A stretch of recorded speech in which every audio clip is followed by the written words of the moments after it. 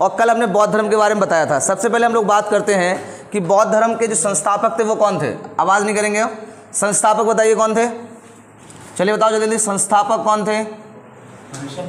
तो बौद्ध धर्म के संस्थापक सिद्धार्थ थे। कौन थे? सिद्धार्थ, है ना। सिद्धार्थ बाद में क्या बने थे? गौतम बुद्ध बने थे। जब उन्हें ज्ञान की प्राप्ति हुई थी तब क्या बने? ये बौद्ध बने थे, ठीक है। तो सबसे पहले क्या पूछ लेगा और कि जन्म, क्या पूछेगा? जन्म किनका? सिद्धार्थ का, यानी कि बुद्ध का, है ना।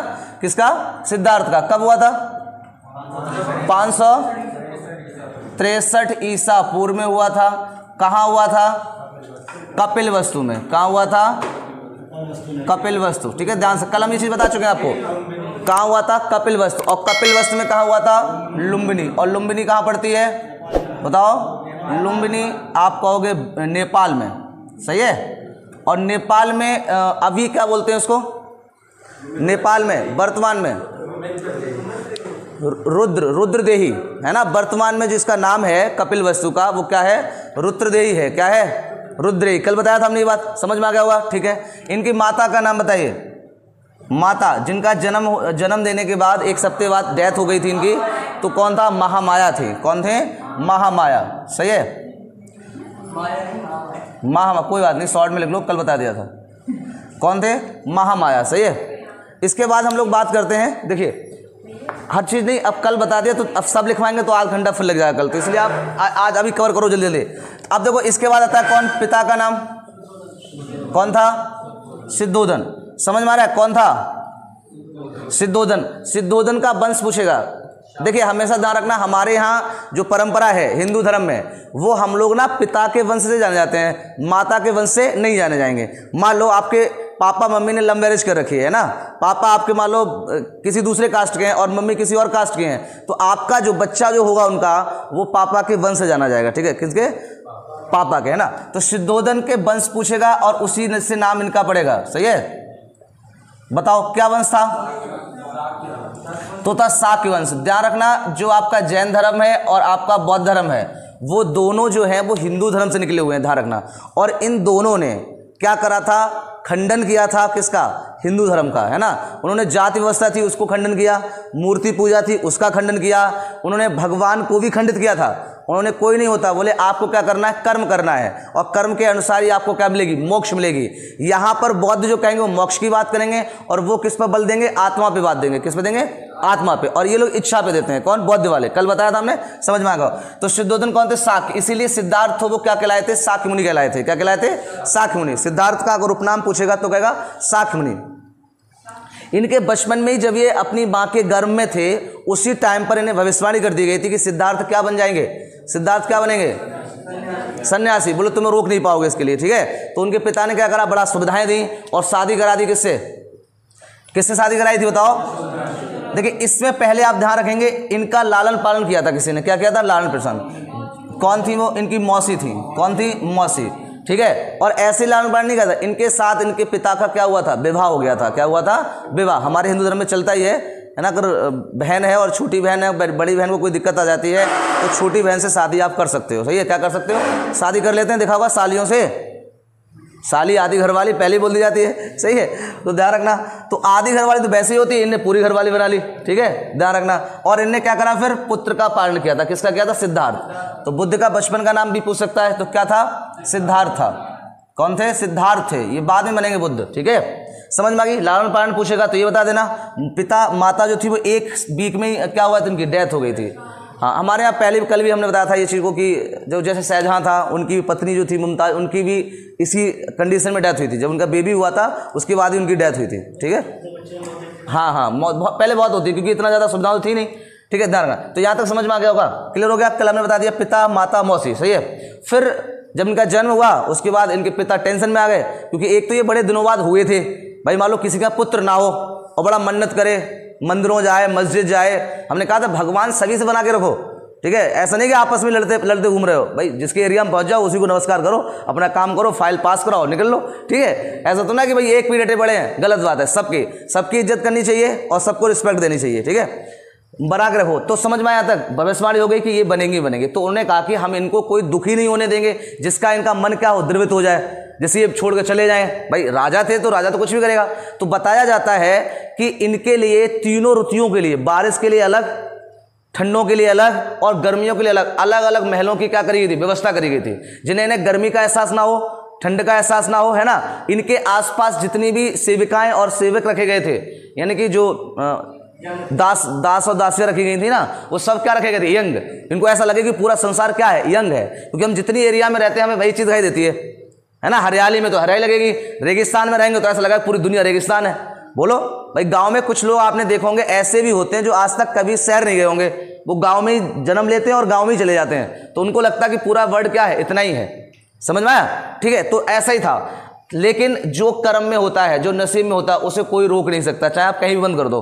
कल बताया था हमने ये बात। ठीक, चलिए अब क्या हुआ भाई साहब, कहा जाता है कि जब किसी का विकास रोकना हो या किसी को रोकना हो, लड़का या शैतानी कर रहा हो, बोले ये बहुत उत्पाद मचा रहा है, तो पड़ोसी आके क्या कहेगा, शादी कर दो। क्या कर दो? शादी। शादी को कहा था कि हमारे यहाँ हथकड़ी डाल दी गई, यानी कि पत्नी आएगी और उसे क्या कर लेगी, सही कर लेगी। ठीक है, इनकी विवाह जो हुआ था, ध्यान रखना, फटाफट बताते चलो, विवाह कितनी एज पे हो गया था?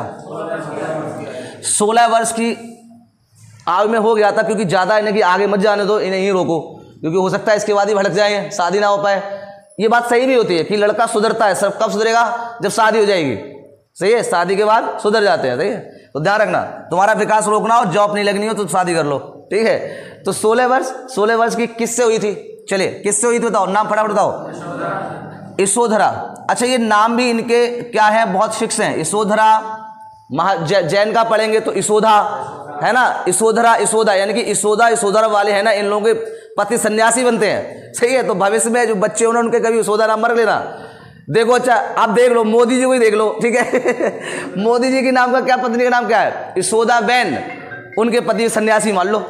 सही बोलो, यशोदा, महावीर स्वामी यशोदा नाम था, तो उनके भी पति क्या बन गए, सन्यासी बन गए। इनके पत्नी का नाम क्या था, यशोधरा नाम था, ये भी क्या बन गए, सन्यासी बन गए।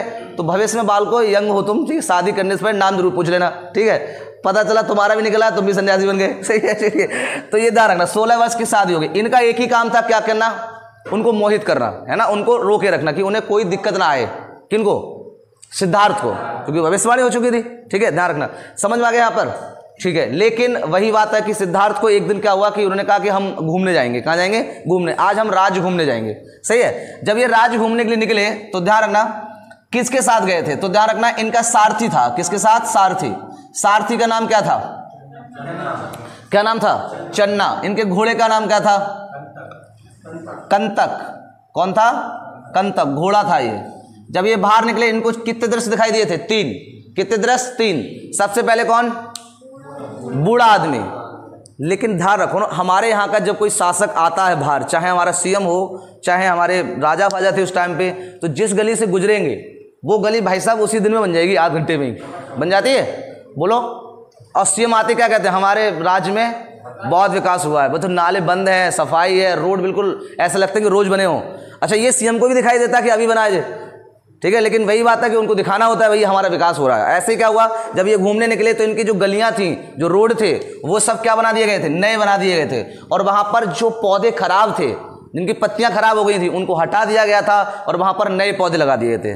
लेकिन जो लिखा हुआ है, नसीब में लिखा हुआ है, उसे कैसे बदल पाओगे? तो इससे देखो शिक्षा मिलती है आपको कि आप अपना कर्म करते जाइए। अगर आपके नसीब में नौकरी है तो उसे कोई रोक नहीं पाएगा। अब ये मत समझना कि सर हम कर्म भी नहीं करें तब तो खाना भी अंदर नहीं जाएगा पेट में। भाई मान लो, अरे सर नसीब में होगी तो मिल जाएगी, लेकिन प्रयास तो करो।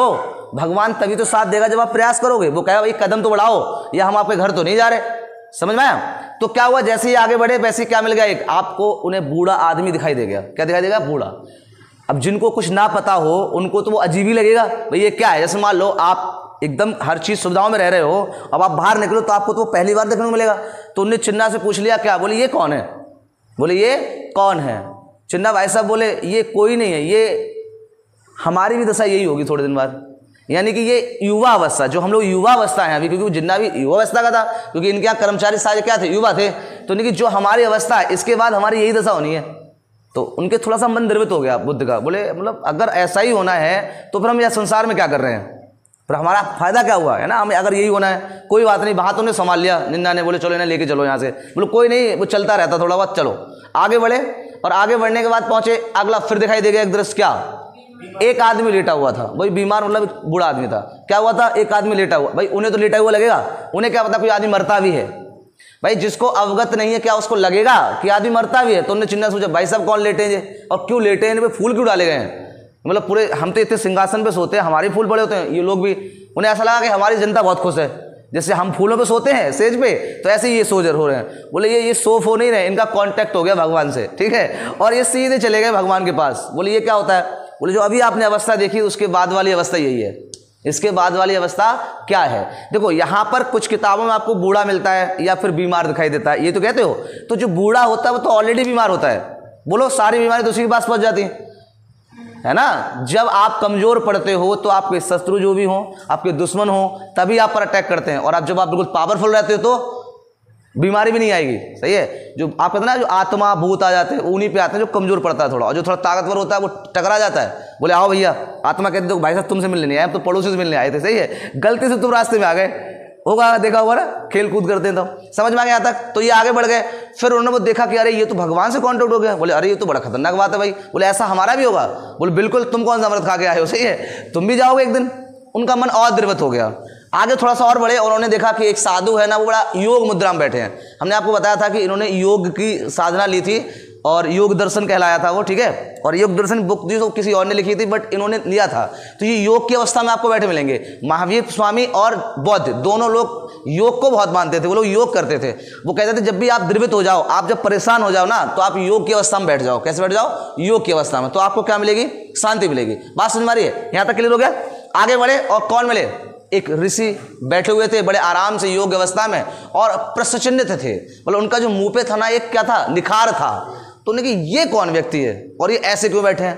बोलो देखो जिनका कांटेक्ट अभी हुआ था वो चले गए, इनका कांटेक्ट तो है, ये भगवान के संपर्क में है, यानी कि भगवान से क्या कर रहे हैं, बात कर रहे हैं, इसलिए बहुत खुश हैं।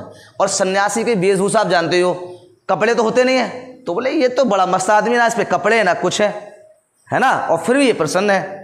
तो उन्होंने कहा हाँ ये ऋषि होते हैं और ये भगवान से कांटेक्ट में रहते हैं, इसलिए बहुत खुश रहते हैं। उनका माइंड थोड़ा डिस्टर्ब हो गया और ज़्यादा, अब वो वापस आ गए। उन्होंने ठान लिया कि अब हमें नहीं रहना है और हमें इस ज्ञान की क्या करनी है, प्राप्ति करनी है, हमें घर छोड़ देना है। और जब आप एक बार डिसाइड कर लेते हो कोई चीज़ तो वो जरूर होगा। लेकिन जैसे ही घर पे पहुँचे इन्हें पता चला कि इनकी जो यशोधरा थी वो गर्भवती थी, पहले से था, लेकिन जैसे ही घर पर है तो वैसे आप इन्हें क्या मिला, पुत्र प्राप्ति हुई। इन्हें क्या हुआ, पुत्र प्राप्ति, सही है। अब ये राहुल नाम आता है ना, तो राहुल नाम पड़ा क्यों, सही है, लिखने को तो आप लिख लो, नोट कर लो आराम से, कोई दिक्कत नहीं। राहुल नाम क्यों पड़ा, अब पहले तो इनके जहन में आया चीज कि एक ही हमारे पास क्या था, रास्ते कांटा एक ही है, कौन, यशोधरा। भाई लोगों का अगर कहेंगे कि मान लो वाइफ को छोड़ा है तो आदमी कुछ नहीं कहेगा, लेकिन अब तो ये छोटा सा बेबी हो गया, अगर इसे छोड़कर तो समाज कहेगा, बताओ छोटे बालक को छोड़ के चला गया ये आदमी।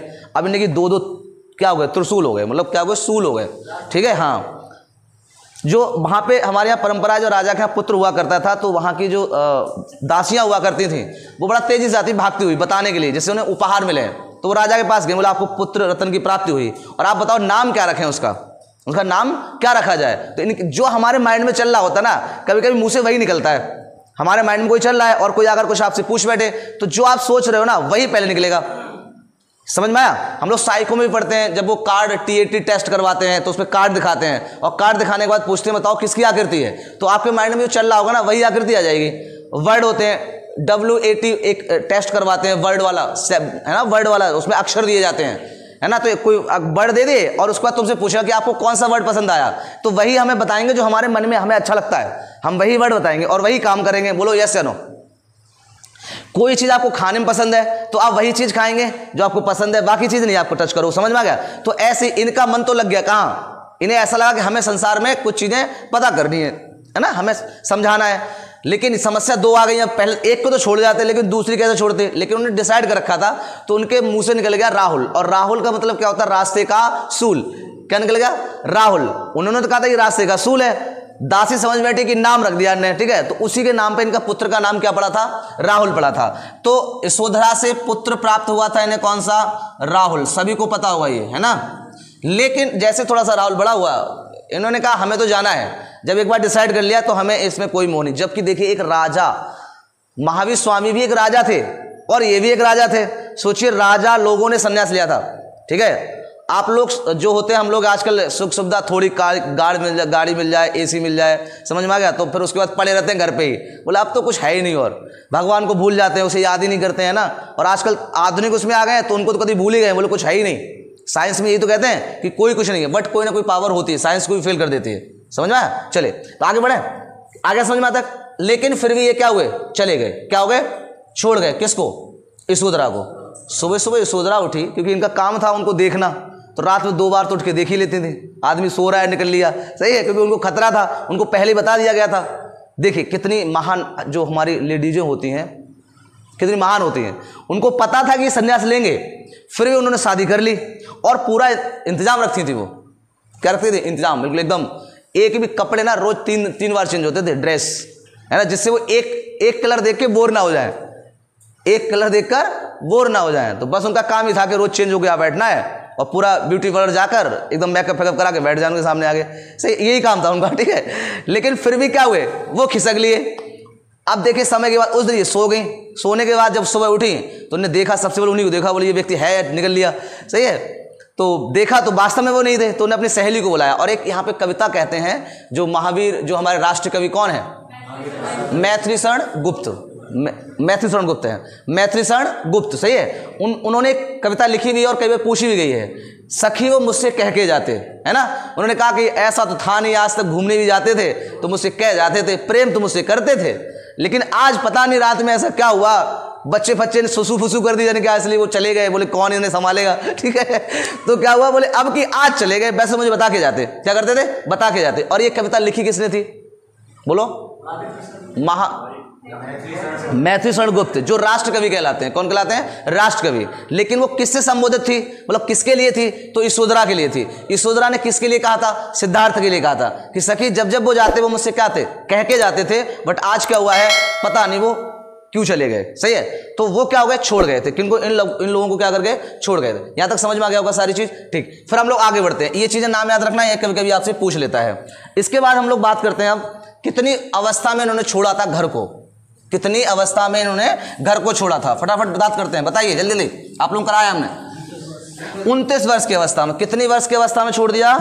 29 वर्ष। चलिए 29 वर्ष की अवस्था में इन्होंने घर को क्या कर दिया?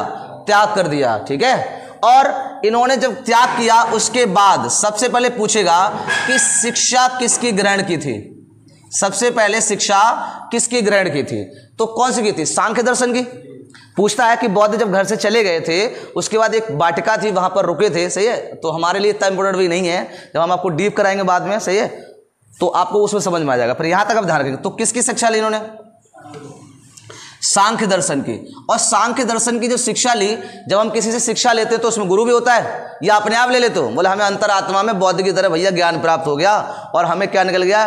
प्रकाश निकल आया हमारी तरफ से। ऐसा मत समझना। अगर आपको 2 टॉपिक सही से याद हो गए तो ये मत समझो कि हम महान हो गए। क्वेश्चन को जब घुमा के रखता है ना तो टॉपिक से ही बाहर कर देता है। लेकिन अगर आपको नॉलेज है उस चीज की तो उसे आराम से आप कर सकते हो। जितना अपने आप को धैर्य बनाकर निर्मलता के साथ पढ़ोगे आपको उतना ज्यादा ज्ञान प्राप्त होता रहेगा, ठीक है। ऐसा नहीं 4 वर्ड याद हो गए तो आपने समझ लिया हम महान हो गए, नहीं, कुछ नहीं। पेपर भी, एग्जामर भी बहुत तेज होता है पेपर रखने के लिए, सही है। जितना पढ़ोगे उतना कम पड़ेगा। तो सांख्य दर्शन की अगर इन्होंने शिक्षा ली तो गुरु का नाम पूछेगा कि उस टाइम पे सांख्य दर्शन के गुरु किन्ने बनाए थे, क्या नाम था उनका, बताओ। लिखो अलार कलाम। कौन था? अलार कलाम, लिख लो।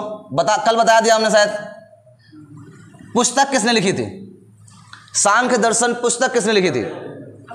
कपिल ने लिखी थी। ध्यान रखना, अभी पुस्तकें लिखवाएंगे आपको तो आपको समझ में आ जाएगा किसने लिखी थी। कपिल ने। उसके बाद सांख्य दर्शन की शिक्षा के बाद ये आगे बढ़ गए और इन्होंने किसकी शिक्षा ली? फिर योग की। किसकी ली? योग दर्शन ना। चलिए, पुस्तक लिखी किसने थी योग दर्शन की? पतंजलि ने। सभी को पता होगा, पूरा रौला रखा है इन्होंने, पतंजलि ने, सही है। गुरु का नाम बताओ, कौन थे? रुद्रक राम। ये आपको दोनों चीजें इंपॉर्टेंट रहती हैं कि उन्होंने शिक्षा क्या ली और उसके बाद ये चले गए कहां। अब इसके बाद कहां जाएंगे? ये सारनाथ। अब ये कहां पहुंचेंगे? उत्तर प्रदेश में पहुंचेंगे। कहां पहुंचेंगे? यूपी में पहुंच जाएंगे। कहां पहुंच जाएंगे? यूपी में। सारनाथ लगभग यहां पड़ेगा हमारा, मैं ऐसे बता देता हूं ओरल। तो सारनाथ सारनाथ में 5 मित्रों के साथ गए थे। कितने? 5 मित्र। बोलते रहा करो, कितने? 5 मित्रों के साथ गए थे और इन्होंने वहां पर एक वन था, वहां पर क्या करी? तपस्या स्टार्ट की। क्या करी? तपस्या। उस वन का नाम बताओ, उस वन का नाम जो सारनाथ में, यूपी में पूछेगा, यूपी में उन्होंने कहां तपस्या स्टार्ट की थी? तो आप कहोगे सारनाथ में। सारनाथ में कहां? उस वन का नाम बताओ जिस वन में किया था? मृगदाब, ये वन का नाम है वहां पर, जहां पर उन्होंने 5 मित्रों के साथ तपस्या स्टार्ट की। लेकिन इन्हें वहां पर क्या हुआ? ज्ञान प्राप्ति नहीं हुई। अचानक इनकी आंख खुल गई और वहां से एक महिला गुजर रही थी। जब उसने वहां से गुजर रही थी तो वहां पर क्या हुआ? टकटकी बांध के उनको देख रहे थे। किसको? महिला को। सही है, किसको? महिला को। और आप लोग आजकल के दोस्त होते तो क्या कहते हैं? बुद्ध ज्ञान प्राप्त करने आए या फिर तक रहे हो बैठ के? ऐसा होता है? ऐसे कहोगे? ठीक है, तो उनके दोस्त ने कहा भी यही था। उन्होंने कहा ये क्या कर रहे हो? ठीक है। और जो वो महिला थी ना, वो थोड़ा सा बैकवर्ड थी। वहां पे लोग ये खीर भी खा लेते उसके हाथों की। तो उस महिला से इनकी क्या हुई? वार्तालाप हुई। क्या हुई? वार्तालाप। उस महिला ने कहा कि आप, क्योंकि वो वहां से गुजरती थी हर बार, तो देखती थी ये लोग कर क्या रहे हैं यहाँ बैठ के। सही है। और ये बहुत घोर तपस्या कर रहे थे, एक पैर पे खड़े होके पूरा योग की साधना में डटे रहे। ठीक है। तो उसने ये कहा कि एक बात बताओ, कभी कभी हमें ना छोटे लोग बड़ा अच्छा नॉलेज दे जाते हैं, वो हमारा गुरु माना जाता है। एक छोटा बच्चा देता है, हम एक चींटी से भी सीखते हैं कि लगातार वर्क करते रहना चाहिए। चींटी देखो छोटी होती है लेकिन देख कितना सारा काम करती है, पूरे दिन लगी रहेगी, चलती रहेगी, और हम लोग थोड़ी देर में थक जाते हैं। तो हमें किसी से भी, एक जीवाणु से लेकर एक वायरस, कोरोना वायरस से भी शिक्षा लेनी चाहिए कि आप जब जब लड़ने जाओ तो एक ही फॉर्म में मत जाओ, एक ही वर्दी पहन के मत जाओ, हर बार अपने आप को चेंज करके ले जाओ। तुम लोग एक औजार तैयार कर पाओगे तब तक वो दूसरे रूप में आ जाएगा। बोले अब तुम हमें नहीं मार सकते। ये कोरोना से ही सीख सकते हो आप। ठीक है, समझ में आ गई बात? तो क्या करा उन्होंने? फिर उससे वार्तालाप हुई। उन्होंने कहा एक बात बताइए, जब हम लोग बीड़ा लेते हैं, बीड़ा, उसको अगर हम तेजी से बजाएं तो क्या आप संगीत निकाल लोगे उससे?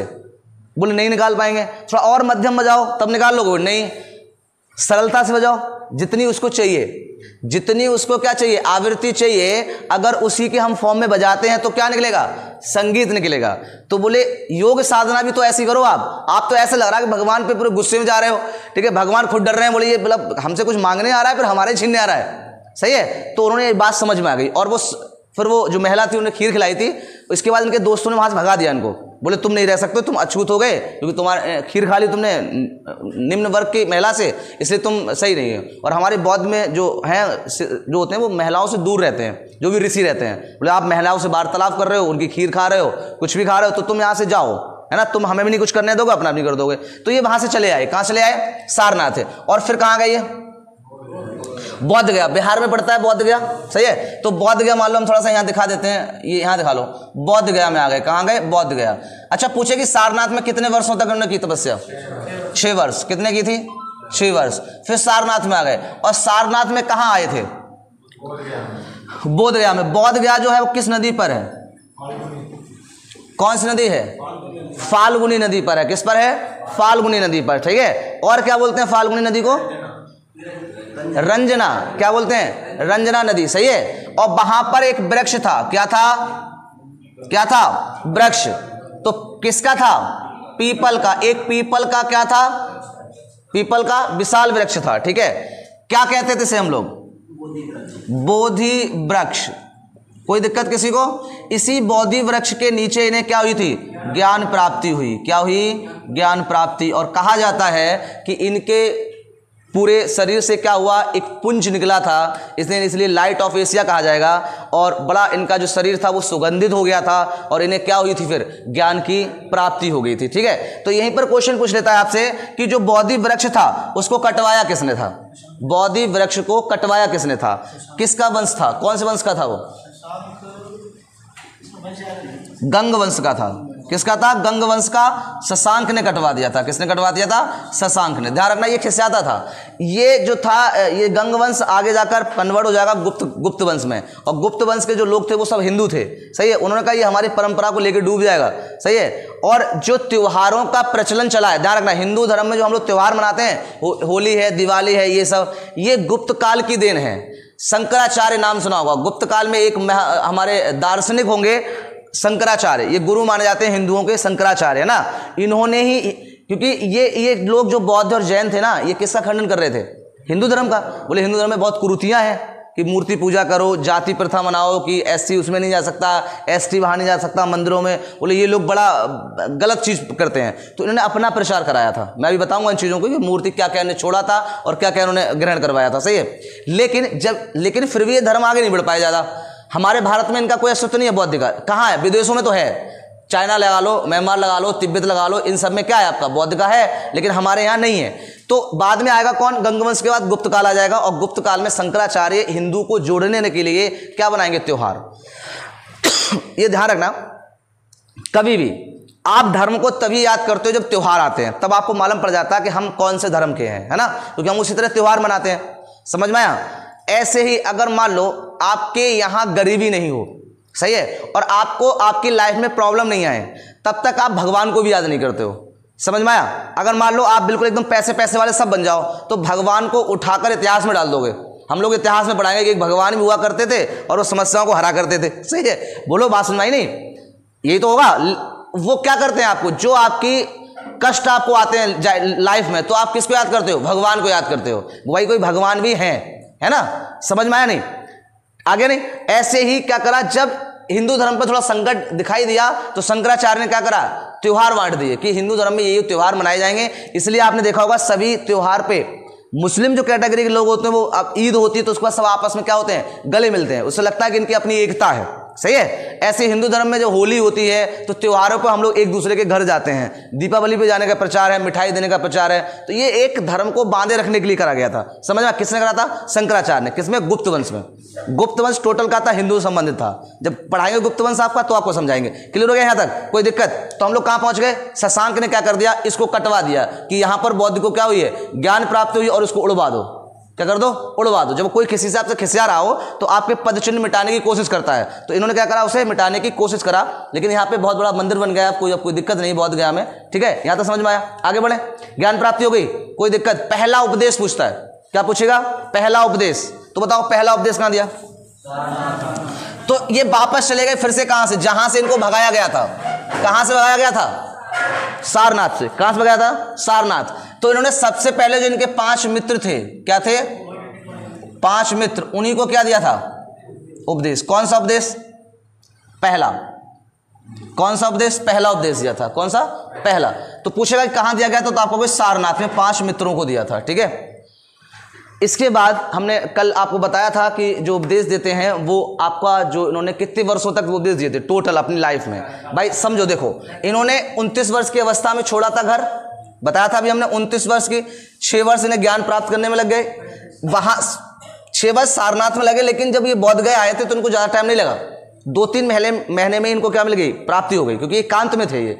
तो आप इससे ये शिक्षा लेते दोस्तों के साथ कितना ज्ञान प्राप्त होगा, ठीक है। सही है भाई, दोस्तों के साथ तो उनका बेड़ा गर्क ही था। तो कभी कभी दोस्त भी परिवर्तित करने चाहिए, कभी कभी अपने आप को अकेले भी रहना चाहिए, तो हो सकता है थोड़ा हमें भी ज्ञान प्राप्त हो जाए। समझ में आया? तो इनको समझिए। तो कितने वर्ष, तो आपसे पूछेगा कि इन्हें कितने वर्ष में ज्ञान प्राप्त हुआ था, तो आप कहोगे 35 वर्ष। अब 35 वर्ष के बाद इन्होंने जो प्रचार किया था, लगभग पूरे अपने जीवन में, जब ये 80 साल में डेथ हो जाएगी, उस पूरे जीवन में इन्होंने क्या करा था? कितने टाइम तक प्रचार किया था? बोलो। 45 वर्ष। कितने? 45 वर्ष। तो ध्यान रखना, पूरी लाइफ में इन्हें 45 वर्षों तक लगातार बौद्ध का क्या करा था? बौद्ध धर्म का क्या किया था? प्रचार किया था। क्या किया था? प्रचार किया था। सबसे ज्यादा इन्होंने अपना समय कहां गुजारा? श्रावस्ती, ठीक है, क्योंकि यहाँ पे इन्होंने उपदेश दिए, फिर और भी उपदेश दिए, इनकी व्याख्याता क्या हुई? बढ़ती चली गई, और ये फिर बुलाए गए कहाँ? श्रावस्ती में। तो श्रावस्ती के लोग जो है ना, वो इन्हें मानते भी बहुत हैं, और सबसे समय इन्हें कहाँ गुजारा? श्रावस्ती में गुजारा। पूरे मौसम में, पूरी साल ये उपदेश देते थे, लेकिन एक ऋतु छोड़ देते थे। कौन सी? वर्षा ऋतु। वर्षा ऋतु छोड़ देते थे। पूछा जाता है ऐसे करके, तो बौद्ध ने क्या करा? उपदेश दे दिए। समझ में आ गया यहाँ तक? इनका एक प्रिय शिष्य था, नाम बताओ। इनका प्रिय शिष्य आनंद पूछता है कि बौद्ध धर्म में महिलाओं को जोड़ने के लिए किसने प्रेरित किया था? बौद्ध धर्म में, ठीक है। तो बौद्ध धर्म में कौन था? आनंद था। ये आनंद नाम ही इसका आनंद था। भाई साहब बड़े परेशान थे, बार बार जाते गुरु के पास, कहते गुरुदेव मिला लो इनको भी, सही है, अच्छा प्रचार हो जाएगा। लेकिन बौद्ध धर्म, बुद्ध क्या कहते थे? क्या कहते? बोले अगर तुमने इन्हें बुला लिया तो पूरा बेड़ा गर्क हो जाएगा, नहीं हो जाएगा। बोले बुद्ध धर्म, उन्होंने स्टेटमेंट दिया अपनी बुक में कि अगर महिलाएं उसमें क्या होती हैं? इंक्लूड हो जाती हैं, तो बौद्ध ज्यादा दिनों तक, बौद्ध धर्म जो है वो ज्यादा दिनों तक नहीं चलेगा। तो महिलाएं गुस्सा ना गुर्रा है ना, हम बता रहे हैं क्यों ऐसा होता है। देखो ये ऐसे ऐसे देख रही, सही है। देखिए देखो, हमने कल बताया था आप लोगों को, शाम को भी बताया था कि कभी भी महिलाओं और हस्बैंड को छोड़कर, क्योंकि वो एक अपवाद होता है, उससे तो लड़ लेती हैं, लेकिन कभी भी अपने ससुर हैं, अपने देवर, उनसे कभी लड़ती हैं नहीं। कब कौन सी न्यूज आती है कि बहू सास से लड़ गई, और बहन को क्या बोलते हैं, ननद, हाँ ननद से लड़ाई हो गई। तो यानी कि अगर मान लो हम यहाँ मिला लेंगे तो इनको तो हम सुलझा ही नहीं पाएंगे, ये तो आपस में लड़ जाएंगे। जबकि आदमी नहीं लड़ता है, 1000 व्यक्ति हो, आदमी हो, वो बहुत रेयर केसों में लड़ता है, वरना वो आपस में कभी नहीं लड़ते हैं। हाँ समझ नहीं, लड़ते नहीं, या तो वो थोड़ी बहुत बात हो जाए वो लड़ जाए, अलग बात है। लेकिन महिलाओं का तो ये बुद्ध का कहना था। लेकिन जब कोई प्रिय होता है वो बार बार कह रहा है, एक बार कहा था देख लो, सही है, ज़्यादा प्रचार हो जाएगा, हमारी भी तो बात मान लो कुछ, ठीक है। तो बोला अच्छा ये बालक बहुत परेशान है, इसको जरूर मिला लो भैया, सही है। तो उन्होंने अनुमति दे दी थी। फिर किसने दी, बौद्ध ने अनुमति दी। तो यहाँ पर एक तो आप शिष्य याद रखेंगे कौन, आनंद। यहाँ पर मैं कुछ चीज़ें नोट कराऊंगा शिष्यों को ना, उनको और नाम नोट कर लेना। एक तो आनंद था, सही है, पूछ लेता। तो पहला शिष्य हम ध्यान रखें, सबसे प्रिय यही था, आनंद। कौन था, आनंद था।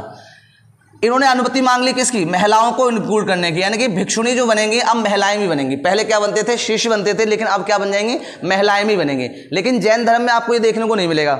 जैन धर्म में भिक्षुणी बनाया उन्होंने, लेकिन जब वो संप्रदाय अलग अलग बट जाते हैं तब बनाते हैं वो, श्वेतांबर और पीतांबर, है ना। क्योंकि श्वेतांबर कहते हैं कि महिलाओं को मिलाना चाहिए, और जो पीतांबर होते हैं वो दिगंबर होते हैं, सॉरी दिगंबर होते हैं, वो कहते हैं नहीं मिलाना चाहिए, ठीक है। तो हम वहाँ पे डिस्कस करेंगे, यहाँ पे समझो।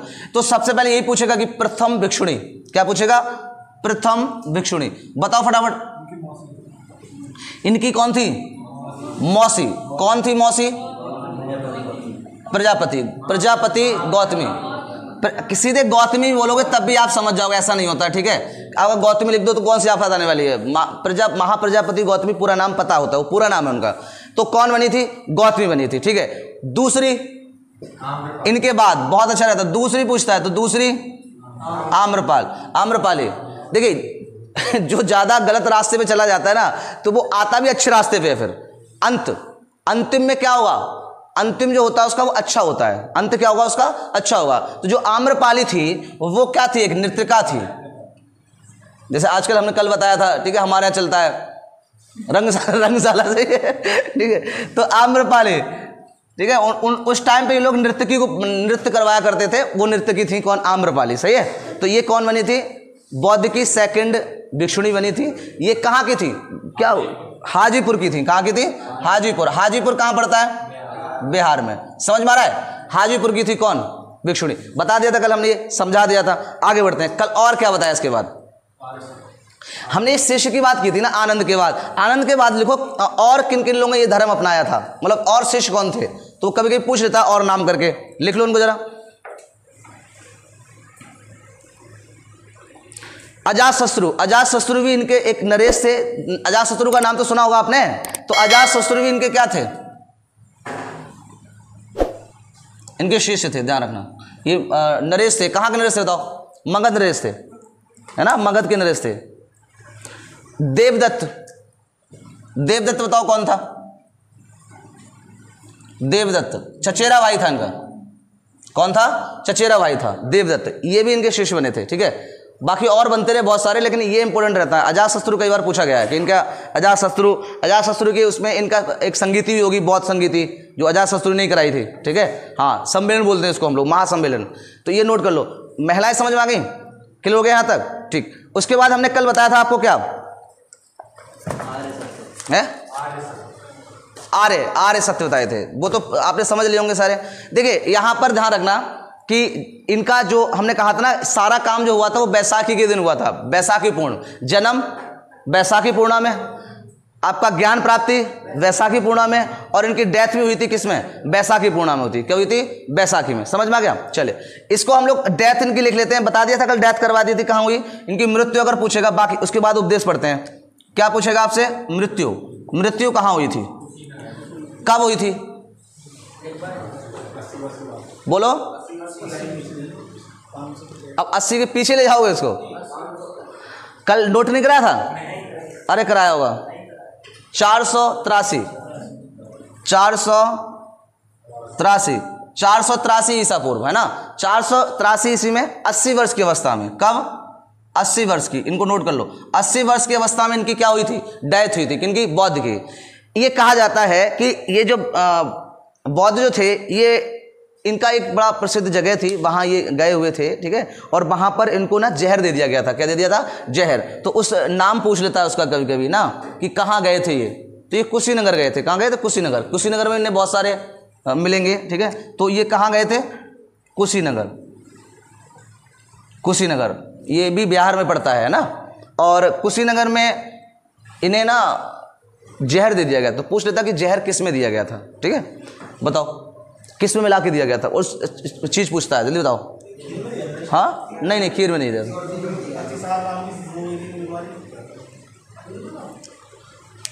बारिश में जो उत्पन्न होता है, क्या बोलते हैं उसको? कुकुरमुत्ता। उसकी सब्जी थी, सही है, उसे सुगर मांस बोलते हैं। क्या बोलते हैं? सुगर मांस। अब सुगर मांस को बच्चे सुगर का मांस समझ लेते हैं। सुगर मांस, सुअर का मांस नहीं, सुगर मांस। जो कुकुरमुत्ता होता है हम जानते हैं ना, बारिश में खिल के आता है, व्हाइट व्हाइट वाला, हाँ, तो वो सुगर मशरूम बोलते हैं साहब, बिल्कुल सही बात। हाँ, मशरूम बोलते हैं, ठीक है, उसे कुकुरमुत्ता कहते हैं हम लोग वैसे, है ना, ठीक है। तो देखिए अब उसको उन्होंने खिला दिया गया था। किसने खिलाया था? उसमें जहर था और इसलिए उनकी तबीयत खराब हो गई थी, है ना। तो लिख लो इसको, किसने खिलाया था इसको, लिख लो। ऐसा करके बोलेंगे सुगर मांस। तो सुगर मांस का मतलब ये सुगर मांस नहीं है, ये क्या है आपका? मशरूम है। क्या है? मशरूम। जैसे हम लोग बारिश में होता ना, देखा होगा हम लोग खेलते भी थे पहले बहुत, निकाल के, और अब बारिश का मौसम इस टाइम चल भी रहा होगा, वो देखना, अगर नहीं हो तो उसको देख लेना। तो ये किसने दिया था? तो लिख लो, किसने दिया था? चुंद, है ना। ये कर्मकार था। कौन था? कर्मकार। कर्मकार जानते हो? काम करने वाला, रसोई घर का जो काम करने वाला होता है वो था, ठीक है। तो उसने क्या कर दिया? उसमें मिलाकर दे दिया। इसमें साँठ-गाँठ तो बहुत लोगों की थी, क्योंकि इनका प्रचार बहुत चल रहा था। जब आप बहुत आगे बढ़ रहे होते तीव्रता से, समाज को लांग कर, समाज को बदलते हुए आगे बढ़ रहे हो, तो आपके दुश्मन तो फ्री फंड के ही आ जाएंगे। भाई मान लो आप एक गरीब रूप में रहो तो आपसे कोई नहीं पूछने आएगा, लेकिन आप जब थोड़े से उठने लगते हो, यानी किसी की बराबरी करने लगते हो, तो उसी आदमी को क्या हो जाती है? चिड़न हो जाती है। और जब चिड़न हो जाती है तो वो आपको गिराने के लिए क्या करता है? कुछ ना कुछ करता जरूर है। जितने भी हमारे महान व्यक्ति होते, ज़्यादातर लोगों की डेथ ऐसे हुई है, तो किसी ने मार दिया या किसी ने जहर दिया। विवेकानंद का नाम सुना है? उनको भी तो जहर दे दिया गया था, उनको तो कांच पीस के दे दी गई थी, है ना, एक वेश्या ने, ठीक है। चले, तो यहां तक समझ में आ गया होगा। इनकी डेथ हो गई कब? ये डेथ पूछ लेता है टाइम, और कहाँ हुई थी? तो कुशीनगर। तबीयत खराब कुशीनगर में हुई, लेकिन बाद में इनकी डेथ हुई थी और उनको वहीं दफना दिया गया था बाद में, सही है। अब ये तो बहुत चलता है इनका, ठीक है। आगे बढ़ते हैं। तो यहां तक समझ में आया। फिर इनकी जो क्या चली थी, इन्होंने उपदेश दिए थे, तो उनको बोला क्या क्या गया था? तो पहले हमने बताया थे कल आपके आर्य सत्य। आर्य सत्य कितने होते हैं? 4।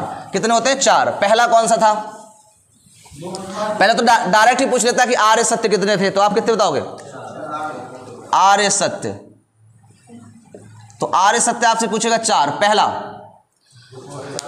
पहला संसार दुखों से भरा हुआ है। बुद्ध ने क्या कहा? कि संसार दुखों से भरा हुआ है। लिख लेना अपने आप, संसार दुखों से क्या है? भरा हुआ है। फिर दूसरा क्या बताया उन्होंने? बोलो। हर एक दुख का कारण है। अगर आपको दुख है, अगर आपको दुख है अब एक बात है, क्या ऐसे फ्री फंड में दुख हो जाता है कि आप सुबह सुबह दुखी हो गए, बोले आज ना दुखी होने का मन कर रहा है, बोलो ऐसे तो ना दुखी हो जाओगे। जब दुखी हो गए, जब आपका कोई ना कोई कारण होगा, सही है। सभी का कारण हो सकता है। जैसे गुड मॉर्निंग नहीं आई हो तो आदमी दुखी रहता है 10 बजे तक, बोले क्यों नहीं आई, ठीक है समझ में आया। रात में गुड नाइट नहीं आई तो रात में नींद नहीं आती है, आजकल तो यही चलता है, सही है। तो बोला अगर वो नहीं आया है तब आप दुखी होगे, तो कारण जरूर होगा, वैसे फ्री फंड में नहीं। अभी आप देखो प्रसन्न मुद्रा में है तो आपको कोई टेंशन नहीं है। तो क्या कहा बुद्ध ने? पहला कि संसार जो है वो दुखों से भरा हुआ है, उससे आप कभी घबराइए मत। अगर आप पे दुख आता है तो आप समझ जाओ कि ये तो यहाँ की परंपरा है, ये तो आएगी आएगी, इसे आप नहीं रोक सकते। लेकिन आप ढूंढ सकते हो किसको? उस दुख के कारण को, कि ये आपदा अगर हम पे आई है, ये दुख हम पे आया है, तो वो क्यों आया है, सही है। दूसरा समझ में आ गया होगा। फिर क्या कहा तीसरे में? क्या? इच्छा जो है, जो हमारी भावना है, जो इच्छा है, वही क्या है? दुख का कारण है। किसने बताया दिया? बुद्ध ने कहा था कि संसार दुखों से भरा है, लेकिन हर दुख का क्या है? कारण है। और वो कारण कौन है? इच्छा। वो कारण कौन है? इच्छा। बात समझ नहीं कि अगर हम अपनी इच्छा को क्या कर लें? कंट्रोल कर लें। क्या कर लें? कंट्रोल कर लें, तो हम क्या होते हैं? दुख से दूर हो सकते हैं। क्या हो सकते हैं? दुख से दूर हो सकते हैं। हर दुख का कारण किसको बताया गया? इच्छा को। ये बात सही भी है। भाई हमारी इच्छा ही तो है, और जब हमारी इच्छा पूरी नहीं हो पाती है तभी हमें क्या होता है, कष्ट होता है, तभी क्या होता है, हमें दुख होता है। समझ में आया? सही। चले, वही बात होती कि वो भंवरे ने खिलाया फूल, फूल तो ले गया। समझ में आया? तो फिर आपको दुख तो होगा ही, होगा नहीं होगा भाई साहब? बोले साला हम आज तक हम पानी लगाते रहे, सींचते रहे, और जब वो बड़ा हो गया तो वो चला गया कहीं और, तो फिर तो आप दुखित हो गई। फिर आप गाने गाने लगते हो, गाते हो, कोई कवि बन जाता है, शायरी लिखने लगता है। तो ये क्या है? सब सही है, दुखों का कारण है। चौथा क्या बताया उन्होंने? क्या बताया चौथा? चौथा आर्य सत्य क्या था? हैं जी? इच्छाओं पे क्या कर सकते हो आप? नियंत्रण कर सकते हो। और अगर आपने इच्छाओं पर नियंत्रण कर लिया तो आपको क्या प्राप्त हो जाएगी? मोक्ष प्राप्त हो जाएगी। क्या हो जाएगी? मोक्ष। तो यहां पर ध्यान रखना, बौद्ध जो है ना वो किस पर ज्यादा बल देते हैं? इच्छाओं पर। ज्यादा किस पर देते हैं? इच्छाओं पर, कि अपनी इच्छा को कंट्रोल कर लो तब आपको क्या मिल जाएगा? मोक्ष मिल जाएगा। तो ये आर्य सत्य बताए गए थे। कितने? 4। समझ में आ गया होगा। उन्होंने कहा कि अगर आर्य सत्य आपको प्राप्त करने हैं, अगर आपको आर्य सत्य के मार्ग पर जाना है, सॉरी आर्य सत्य प्राप्त करने हैं, तो आपको क्या करना होगा? अष्टांगिक क्या अपनाने पड़ेंगे? बोलो, अष्टांगिक क्या अपनाने पड़ेंगे? मार्ग। और अष्टांगिक मार्ग कितने बताए थे? 8 बताए थे। यही कल करा रहे थे हम शायद, है ना? चलिए आगे बढ़ते हैं। अष्टांगिक मार्ग डालिए, हेडिंग डालो अष्टांगिक मार्ग। यहां तक किसी कोई दिक्कत? जल्दी बताओ। चलिए, अष्टांगिक मार्ग में पहला मार्ग कौन सा था इनका? साम्यक दृष्टि। क्या बताया था हमने? पहला 8 थे, इसमें जल्दी लिखेंगे। साम्यक दृष्टि। साम्यक दृष्टि का मतलब क्या हुआ? कि आपकी जो दृष्टि है वो कैसी होनी चाहिए? साम्यक होनी चाहिए। साम्यक मतलब बहुत सही होनी चाहिए, है ना? यानी कि ऐसा नहीं नेगेटिव देख रहे हो, नजरिया सही होना चाहिए, है ना? ठीक है। जानवर को भी इंसान समझो, ठीक है? गधे को भी इंसान समझो, कहते ना गधे इंसान बनाए जाते हैं, ठीक है? तो समझ में आपकी दृष्टि कैसी हो? सही। आपके बारे में अगर कोई गलत कह रहा है तो आपको अपनी राय उसके प्रति उल्टी नहीं देनी है। इसके लिए हम समझते हैं। देखो, बौद्ध थे ना, बौद्ध को भाई एक बात बताइए, क्या ऐसा हुआ होगा कि बौद्ध जब स्टार्ट हुए होंगे, प्रारंभ होंगे, तो सभी लोग उनसे जुड़े होंगे, या उनके सारे लोग उपदेश समझते होंगे? नहीं समझते होंगे। कुछ उनको सुनाते भी होंगे, कुछ गालियां भी देते होंगे, बोले अरे मूर्ख व्यक्ति है। हिंदू धर्म के लोग होंगे या दूसरे धर्म के लोग होंगे, वो उनको क्या करते होंगे? बोला अरे ये एक और अपना धर्म लगाए घूम रहा है। यस या नो? ये तो नहीं, अरे भैया हमें पता है ये आदमी ना इतिहास रचेगा। ऐसा हुआ होगा? नहीं हुआ होगा ना? क्या कोई सपोर्ट करने आया होगा? नहीं, बेचारे भिक्षु बने घूमते रहे ये। और उन्होंने कहा इनका मेन काम ये था, बोले हम संसार में आए हैं और इस संसार की किसी भी चीज पर हमारा क्या है? अधिकार नहीं है, ठीक है? तो हम उसको क्यों प्राप्त करें ज्यादा? और इनका कहने का मतलब ये है कि धन भी उतना ही संचित करो जितना तुम्हें जरूरत है।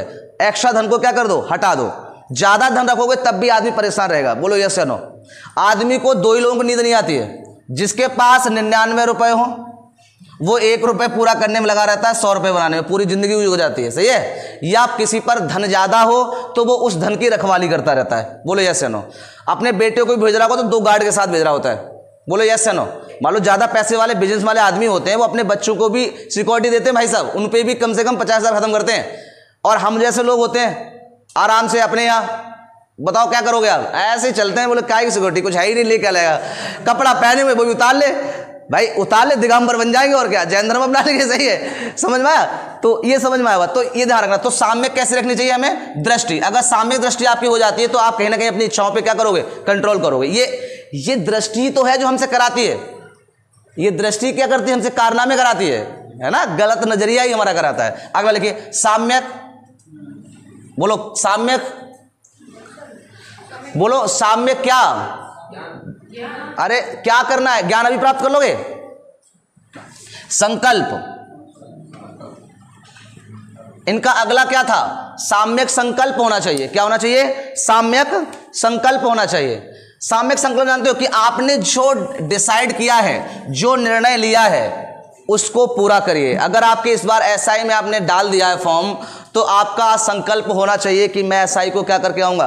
पास करके आऊँगा, चाहे मुझे रात भर जगना पड़े, मुझे रात भर पढ़ना पड़े, और मैं ज़्यादा से ज़्यादा पढ़ूंगा। समझ में आया? ऐसा नहीं हो फॉर्म डाल, बोले यार वो दोस्त ने कह दी था इसलिए डाल दिया, वरना डालते नहीं हम। समझ में? इसका मतलब आपका संकल्प ही क्या है? खराब है। पेपर 2 महीने बचे हैं, 3 महीने बचे हैं। अब कुछ बच्चे ये सोचते हैं सर सिलेबस हो जाएगा, कोर्स हो जाएगा। भाई अगर कोर्स नहीं होगा तो अब तुम क्या कर लोगे? और अगर मान लो हम करा भी दें तो तुम क्या कर लोगे? उसमें आपका मेन होता कि आपका दृढ़ संकल्प नहीं है। यानी कि आपको अभी से डर लग रहा है, अरे सर इतने सब्जेक्ट हो जाएंगे, सर मूल भी तो बड़ी हार्ड है ना, सर संविधान हो जाएगा। आया ना, रीजनिंग हो जाएगी, मैथ मतलब ये आपके अंदर पहले ही विचार आ गए, यानी कि आपका संकल्प जो वो क्या है, क्लियर नहीं है। समझ में आ रही बात? यानी कि आपको ऐसा ही करना है, तो आपको ये नहीं देखना है, ये नहीं देखना कि सिलेबस कितना है, आपको तो करना है, हमें तो करके आना है। सही है, समझ में आया? हाँ, अब मान लो संकल्प आपके पास ना हो, अगर आपका संकल्प ना हो तो सुबह आप जो आके बारिश में बैठ जाते हो, ये मुझे बड़ा अच्छा लगता है। ऐसा नहीं आपको बुरा लगता हो, सोचते हो अरे यार सर ऐसा तो नहीं कि बारिश में आके बैठ जाते हैं, चैन से सोने भी ना देते हैं। नहीं, मुझे अच्छा लगता है, क्योंकि बच्चों में क्या है, लगन है। आप में संकल्प नहीं होता तो आप बारिश में उठ के नहीं आते, बोले अरे हाँ चाय पियेंगे बैठ के आराम से, बारिश में कौन जा रहा है कोचिंग। आप भीगते हुए आते हो, तो इसको क्या आपका दृढ़ है और आप जरूर सफलता प्राप्त करोगे, ये ध्यान रखना, बट मन से लगे रहो। सही है, तो संकल्प मत समझ में आ गया कि आपको कोई भी लक्ष्य निर्धारण करना है तो उसका क्या करना है, पहले संकल्प रखना कि मैं कर जाऊंगा। कोई कितना भी कुछ भी कहता रहे, लेकिन आपको ये ध्यान रखना है कि हम क्या करेंगे, उसको कर लेंगे। सही है, समझ में आ गया होगा। तीसरा बताइए फटाफट, तीसरा साम्यक, साम्यक सब में जुड़ा हुआ, साम्यक संकल्प हो गया। उसके बाद साम्यक वाक्य, वाक्य जानते हो, वाक्य बोलचाल, हाँ आपकी जो वाणी होनी चाहिए वो बहुत सुटेबल होनी चाहिए। ऐसा नहीं होना चाहिए किसी ने कुछ कह दिया आपके बारे में आकर और आपने सीधे स्टार्ट कर दिया, बोला आज देख लेते हैं हम इसको, आज या तो ये नहीं, या तो इसकी आपका जो गर्दन है वो गायब। सही है, ऐसा नहीं होना चाहिए। कोई बात नहीं, मैंने आपको बौद्ध के बारे में बता रहा था, समझना। देखो यही बात करते हैं, वाक्य की बात करते हैं। किसी की वाणी अगर गलत है तो वो उसी के लिए है, तुम्हारा कुछ नहीं बिगाड़ सकते। क्या किसी को आप गाली दें तो उसका कुछ बिगाड़ लेते हैं? उस गाली की इस जीव की वजह से लड़ाइयां हो जाती हैं। इसी जीव की वजह से महाभारत हुआ था भाई साहब, वरना सारे भाई आज मिलकर आराम से जुआ खेल रहे होते। भाइयों में लड़ाई नहीं हुई थी। यहाँ पे भी कौन रीजन आया, महिला, जो बौद्ध कह रहे बोला तो ना कह रहे थे, कौन आया? हर एक युद्ध किसकी वजह से हुए हैं? महिलाओं की वजह से। तो महिलाएं खिसियाए नहीं, इनका इतिहास है ये। ठीक है, चलिए तो अब गुरु आ रहे बिल्कुल देख के, कल से देखते हो। ठीक है, तो बात मतलब बोलना। देखो अगर द्रौपदी ये नहीं कहते कि अंधों के अंधे होते हैं, ये महाभारत तो देखा होगा आप लोगों ने, उसमें यही बात आती है। तो बात ये बोलचाली तो थी। अगर मान लो कुछ नहीं कहती, गिर गए तो कहते अरे भैया गिर गए, तो वही तो बात थी, प्यार से उठ जाता। दुर्योधन कहता अरे भाभी ने बड़ा इज्जत करी हमारी, हम उनके घर गए। आप अपने घर पे उन्हें बुला रहे हो और वहीं पे कह रहे हो अंधे गंदे ही होते हैं। मतलब किसी को भाई काने को काना कहोगे तो बुरा नहीं लगेगा, बताओ आप बताओ, सही है ना? तो उनको तुरंत बुरा लग गया, बोले अच्छा ये बात होगी, मतलब हमारे पिता ऐसे हैं तो इसको हमसे ये कहेंगे। वो खिसिया हुआ तो पहले ही था, उसको चांस और मिल गया। भाई साहब उसी दिन से खिसिया गया, बोलो तुझे तो मैं बाजी सामान लेके आऊंगा, और लेके उसने बुला लिया था। वही बहुत वैसा राजा था, युद्धा भी था, लेकिन उसकी दृष्टि कैसी थी, थोड़ी सोच अलग थी, गलत थी। उनने कहा कि भैया 5 गांव ही दे दो, तो बोले ना हम सुई के बराबर नहीं देंगे, तुम कैसी बात करते हो। समझ में आया? तो इसका मतलब क्या है, उसकी सोच अच्छी नहीं थी। संकल्प उसका निश्चय था कि हम पूरे अपने खानदान को बर्बाद कर लेंगे। ठीक है तो संकल्प निश्चय था। रावण का भी संकल्प निश्चय था, उनने कहा हम पूरे खानदान का उद्धार करवा देंगे। वहां भी कौन आया? महिला। कौन आई? महिला। तो गलत नहीं करे, बुद्ध ने गलत नहीं कहा था, सही कहा था। उनको उपदेश सुनने बड़े अच्छे हैं। आ गया होगा समझ में, बोलचाल समझ में आ गई। तो आपकी जो भाषा होनी चाहिए वो कैसी होनी चाहिए? मृदुल होनी चाहिए। बोलते रहो, कैसी हो? मृदुल हो, अच्छी हो। आपसे कोई कुछ भी बोलता रहे, आप क्या करो, उसको अच्छी ही बोलो। और एक दिन ऐसा आएगा कि वो भी आपसे प्रिय ही बोलेगा, बोले यार ये बहुत अच्छा व्यक्ति, हमने यार कल उसको तब डांटा, लेकिन भैया वो कुछ बोला ही नहीं मुझसे, और बोला भाई साहब घर जाना, तुम्हें लेट हो गए। ठीक है, एनर्जी कम हो गई तुम्हारी, ठीक है, एटीपी कम हो गई, ग्लूकोज खाओ जाके। सही है। बुद्ध में सुनाते हैं, बुद्ध ने एक बार, देखिए इनके शिष्य बहुत सारे थे, इधर ध्यान दो। तो इन्होंने क्या करा था, बुद्ध ने इनको एक इनका शिष्य था जो बाद में बना था, उपांगी नाम था उसका, है ना। तो वो उन्हें ना पहले गाली देता था, बहुत ज्यादा देता था। एक दिन ये सभा कर रहे थे बौद्ध, तो जो उनका शिष्य था आनंद, बोले भाई ये बहुत गालियां देता है आपको, बहुत बुरा भला कहता है आपके बारे में ना। भाई जैसे मान लो आप हमारे बारे में नहीं जानते, तो फिर हमें आप गालियां दोगे नहीं दोगे? बोला अरे पता नहीं कौन व्यक्ति कैसा यार क्या कर रहा है, ये है कोई तरीका है? बाहर वाले बच्चे क्या कहते हो, अरे कौन सारे सब्जेक्ट के लिए पढ़ा लेता है, कैसे पढ़ा लेगा? यानी कि उनकी अपनी सोच होती है, लेकिन ऐसा नहीं है कि संसार में कोई ऐसा कोई काम कर ना पाए। समझ में आया? तो जब वो वहां पास आए तो बौद्ध ने कहा इधर आओ बेटा, यहाँ खड़े हो और मुझसे जितना कह सकते हो भला बुरा, जितनी गालियां दे सकते हो दे लो, खड़े हो गए यहाँ पे, और यहाँ पे बहुत सारे लोग बैठे हैं, सब सुनेंगे, हमारी बेइज्जती हो जाएगी। वो खुश हो गया, बोले अच्छा चांस मिल गया आज। सही है, बोले वैसे नहीं मिलता, अकेले अकेले गाली दे रहे थे, वो खूब गालियां दी उसने, कम से कम 1-2 घंटे गाली देता रहा। बहुत आराम से अपनी योग साधना में बैठे रहे। जब वो दोबारा उन्हें आँख खोली तो बंद हो गया। तो बोले एक बात बताओ बेटा, अगर कोई उपहार हम दें, जैसे मैंने किसी को उपहार दिया, सही है, तो अगर आपने उपहार वो नहीं लिया तो वो उपहार किसका हो गया? बोलो भाई, हमने उपहार दिया, हमने तुम्हें दिया, और तुमने उपहार नहीं लिया तो उपहार किसका हो गया? हमारा ही हो गया। तो हमने तुम्हारी गालियां ली नहीं, हमने तुम्हारी गालियां ली नहीं, तो गालियां किसकी हैं? तुम्हारी हैं। समझ में आया? जब हम कोई चीज नहीं लेते हैं तो फिर उसी व्यक्ति की है वो। समझ में आई? तो ये क्या हो गया आपका? वाक हो गया, साम वाक। अगला लिखो, चौथा आगे होगा समझ में? कोई दिक्कत बोलो, लिखना नहीं ज्यादा, ऐसे से समझते चलिए साथ साथ में। ये पूछता है, नाम पूछेगा 8 सीधे डायरेक्ट। साम्यक ज्ञान के बाद, सॉरी वाक्य के बाद लिखो साम्यक जीविका।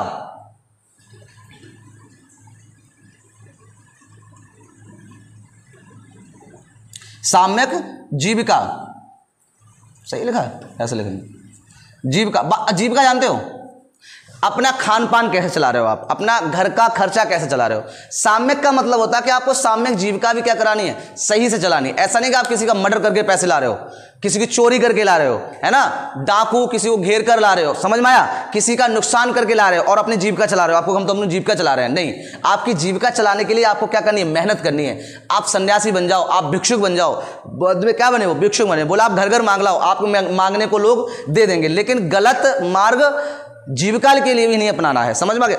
अगला 5वां, साम्यक जीविका के बाद लिखिए नेक्स्ट साम्यक स्मृति।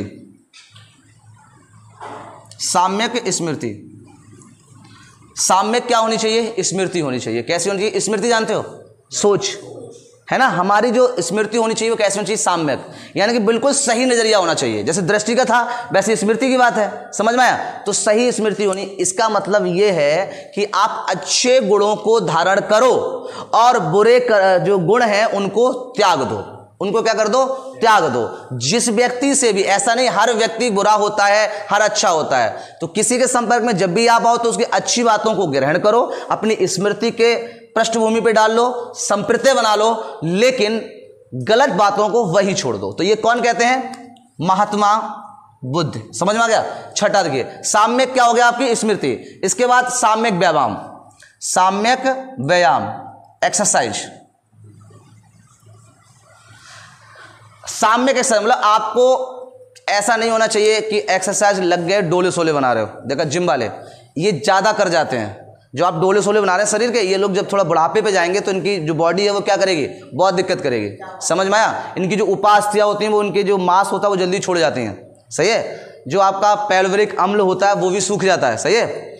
ज्यादा अगर कोई हष्टपुष्ट व्यक्ति है तो वो आंतरिक रूप से थोड़ा सा, समझ रहे हो, ठीक है, जरूरी नहीं। तो एक्सरसाइज भी कैसी करनी है, साम्यक करनी है, नॉर्मल करनी है, कि आपको आध घंटे करनी है तो सुबह अपने योग के साथ एक्सरसाइज करो, लेकिन ऐसा नहीं आप जिम में जाकर डोले सोले बना रहे हो। अगर डोले सोले बनाओगे तो आपकी स्मृति पे थोड़ा सा इफेक्ट पड़ जाता है, ध्यान रखना। मेमोरी थोड़ी सी क्या हो जाती है आपकी, वीक होने लगती है, सही है। क्योंकि साम्यक व्यायाम मतलब एक्सरसाइज आपको करनी चाहिए, लेकिन कैसी, सुटेबल होनी चाहिए बॉडी के अनुसार। सुबह 1 घंटे करते हो आप, योगा करो, एक्सरसाइज करो, शरीर चलाओ, टहलो, ये क्या है आपकी साम्यक व्यायाम, और ये करना भी चाहिए। तो ये कौन कहते हैं, बौद्ध कहते हैं। इसके बाद आपकी जो मेमोरी होगी वो शार्प होती है, आपका मन खुश रहता है जब आप एक्सरसाइज करते हो। अगर लिखो साम्यक व्यायाम के बाद लिखो समाधि,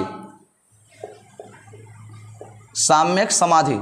समाधि जानते हैं, बोलो, साम्यक समाधि जानते हैं। योग, आपको क्या करना चाहिए, साम्यक योग करना चाहिए। ये नहीं कि आप पूरे दिन बैठे पड़े हैं, है ना, क्या है, पूरे दिन नहीं बैठना है, आपको सुटेबल करना है। आपने टाइमिंग बना लिया कि 10-15 मिनट में हमें बिल्कुल साधना में बैठ जाना है, योग साधना में, और बिल्कुल अपने माइंड को फ्री छोड़ देना है, सोचना नहीं है। अब पता चला योग में बैठे हुए हैं और सोच रहे हैं आज कोचिंग जाएंगे, पता नहीं आएगी नहीं आएगी, समझ नहीं आ रहा कौन सा सूट पहन के आएगी, ऐसा तो नहीं होता है, सही है। मतलब आप हो तो योग में, लेकिन सोच क्या रहे हो कि मतलब क्या करें हम। आपने देखोगे लोग बैठे होते पूजा में बैठे होते हैं, उधर फोन, अरे फोन आ रहा है ऑफिस से, उठा लेना, कह देना थोड़ी देर में आ जाएंगे। अरे क्या मतलब है, आप पूजा कर रहे हो या फोन उठवा रहे हो, समझ में आया। यानी कि जो साधना कर रहे हो वो किससे करो, साम्यक होनी चाहिए, बिल्कुल सुटेबल होनी चाहिए। ऐसा नहीं कि आप सोचे पड़े हो बैठे बैठे, सही है, खाना खाते हैं मोबाइल चला जा रहा है, देख रहे हैं उसको, सही है, कभी गले में फंस जाएगा खाना, सही है। तो समझ में आ गया, ये क्या हो गया, साम्यक समाधि हो गई। आपको योग भी करना चाहिए। अगला लिखिए 8वां, लास्ट है, 8वां क्या होना चाहिए, जल्दी बताइए, 8वां क्या होगा। हाँ, साम्यक कौन, साम्यक कर्म, हाँ, या कर्मांत बोलते हैं उसको, साम्यक कर्मांत या कर्म कह सकते हो, साम्यक कर्म। हमें जो अपने कर्म करने चाहिए वो क्या करने चाहिए, बिल्कुल साम्यक होने चाहिए। हमें अपने लक्ष्य के लिए जाने के लिए हमें सुटेबल वर्क करना चाहिए, सही है। जैसे मान लो आप यहाँ पढ़ाई कर रहे हो, आप मेहनत कर रहे हो, तो ये आपका कर्म है। आप कैसा कर्म कर रहे हो, अभी साम्यक कर्म कर रहे हो। लेकिन अगर आपने अपने पापा, आपके पैसे वाले हैं, बोले पापा एसआई में ना 20 लाख चल रहा है, दे दो, उनने दे दिया, तो ये साम्यक कर्म नहीं हुआ आपका। ये क्या नहीं हुआ, साम्यक कर्म नहीं हुआ। साम्यक कर्म क्या था, पेपर को निकालना, आप अपनी मेहनत से निकालते, वो साम्यक कर्म है। तो बौद्ध ने क्या कहा कि अगर आपको 4 आर्य सत्य की मार्ग पर जाना है तो आपको पहले क्या अपनाने पड़ेंगे? आष्टेयक मार्ग अपनाने पड़ेंगे। क्या बनेंगे? आष्टेयक मार्ग अपनाने पड़ेंगे, जो कितने होते हैं? 8 होते हैं। बात समझ में आ गई होगी। नेक्स्ट डालो। इसके बाद इन्होंने क्या दिया था? इन्होंने क्या दिया था? उपदेश। कितने उपदेश दिए थे? इनके उपदेश बताओ कितने थे? जल्दी बोलो। इन्होंने 10 उपदेश दिए थे। उपदेश 10। इन्हें सील कहा गया था। क्या कहा गया था? इन्होंने जो 10 उपदेश दिए थे उन्हें क्या कहते हैं? सील कहते हैं। सील। क्या कहते हैं? सील कहते हैं। कौन कौन सा दिया था इन्होंने? पहला लिखो, अहिंसा। अहिंसा जानते हैं? बोलो। अहिंसा मतलब लड़ाई झगड़ा नहीं करना है। बौद्ध जो लोग होते हैं वो लड़ाई झगड़ा पर ज़्यादा विश्वास नहीं देते हैं, लेकिन हिंदू धर्म में तलवार सीधे निकलती, बोला आ जाओ भैया आज देख लेते हैं। सही है। तो इन्हीं को उन्होंने खंडित किया था। बोले अहिंसा नहीं करना, लड़ाई झगड़ा ज़्यादा नहीं करना है। सही है। इसके बाद दूसरे, अहिंसा के बाद सत्य। क्या बोलना है? सत्य। सत्य बोलना है। ये लोग बुद्धि वाले बहुत कम झूठ बोलते हैं, और बाकी तो आजकल मिक्सर चल रही गाड़ी, ठीक है, तो बोल ही देते हैं। बट उन्होंने कहा कि सत्य बोलो हमेशा, गलत नहीं। अच्छा, ये बात सही होती है। देखो आप बताइए, एक झूठ बोलकर आप कितने सारे, उस झूठ को छुपाने के लिए कितने सारे झूठ बोलते हो? आप बताइए, एक झूठ बोल के दिखाओ। बोले बेटा आज कोचिंग आज लेट आए तुम। पापा ना वो आज ना सर ने थोड़ा लेट पढ़ा दिया। अब पापा ने फ़ोन कर डाला सर के पास। पापा तुम भी फ़ोन कर रहे हो? बोले सर पापा का फ़ोन आएगा, कह रहे 10 बजे छोड़ा आज। सही है। बोलो। तो यानी कि आप लगातार झूठ बोले जा रहे हो। लेकिन हम कहेंगे बेटा ऐसा हमसे कुछ झूठ बोलवा लो, मान लो कल कोई दिक्कत आ जाए तो उसके पापा कहेंगे बेटा आपके भैया आपको टीचर के उस पर छोड़ा था बच्चे को, और आपने झूठ बोला कि 10 बजे गया था वो। मान लो बीच में कोई दिक्कत आ जाए, कोई बात आ जाए ना, तो आप लगातार झूठ बोलोगे, और तब तक झूठ बोलोगे जब तक वो पकड़ा नहीं जाए। और झूठ क्या होता है? पकड़ा जाता है और उन्हें पता चल जाएगा कि तुम 2 घंटे कहाँ गायब थे। सही भाई। अकेले यहाँ से निकले हो, अकेले नहीं है, तुम पे नजर कितने लोग ही होंगे जो तुम्हारे जान पहचान, वो तो पड़े होंगे। आशीष तो हमने 9 बजे वहाँ देखा था। समझ में आया? क्लियर हो गया ना? चले तो आगे देखिए, अहिंसा हो गया और सत्य हो गया। तीसरा लिखे, चोरी ना करना। चोरी ना करना जिसे हम लोग क्या बोलते हैं? आस्ते बोलते हैं। क्या बोलते हैं? चोरी ना करना मतलब आस्ते। ये भी इन्होंने दिया था। नेक्स्ट, अपरिग्रह। क्या मतलब होता है इसका? बोलो बोलो। अपरिग्रह का मतलब क्या होता है? घर को त्यागना? ना ना ना, घर को त्यागना नहीं होगा। जल्दी बोलो, आप लोग बताओ। लिखो, संपत्ति ना रखना। संपत्ति ना रखना, कोई संपत्ति नहीं होनी चाहिए। संपत्ति ना रखना। ठीक है। मग सेवन ना करना। मग सेवन जानते हैं? हाँ, नशीले पदार्थ। नशीले पदार्थों का सेवन नहीं करना चाहिए। लेकिन आगे जाकर जब ये बौद्ध डिवाइड हो जाएगा ना, तो वहां पर एक ऐसा इनका संप्रदाय आता है जहां पर इसकी छूट देते हैं वो, और इसीलिए वो बेड़ा गर्क होता है इसका। सही है। वो छूट देते हैं, मतलब पी लो, पीने का मन है पी लो। सही है। बोलो तुम्हारा मन है। सही। लिखिए, छठे में देखते हैं, मग सेवन के बाद लिखिए। अगला आता है आपका स्त्रियों से दूर रहना। जो आनंद ने क्या किया था? आनंद ने क्या किया था? स्त्रियों को ही मिला लो। सही है। स्त्रियों से दूर रहना। स्त्रियों से दूर रहना। 7वां लिखिए, स्त्रियों से दूर रहना। देखो, नृत्य गायन से दूर रहना। नृत्य गायन से दूर रहना। नृत्य गायन से दूर रहना।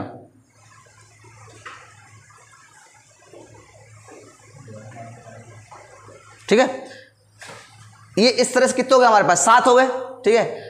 3 और हैं, तो आपसे ऐसा नहीं कि सारे पूछ बैठेगा। जितना आपसे पूछा जाता है इनमें से पूछ लेता है कभी कभी। सीधे सीधे आपसे पूछेगा कि उपदेश कितने दिए उन्होंने? 10। क्या बोले थे उन्हें? सील कहा गया था। आर्य सत्य कितने दिए थे? 4। अष्टांग मार्ग कितने अपनाए थे? 8। समझ में आ गया? यहां तक कोई दिक्कत? ठीक है। इसके बाद लिखिए नेक्स्ट, और क्या दिया उन्होंने? दर्शन दिए थे। दर्शन पूछता कि दर्शन कितने दिए थे इन्होंने? इन्होंने सांख्य दर्शन की शिक्षा ली थी।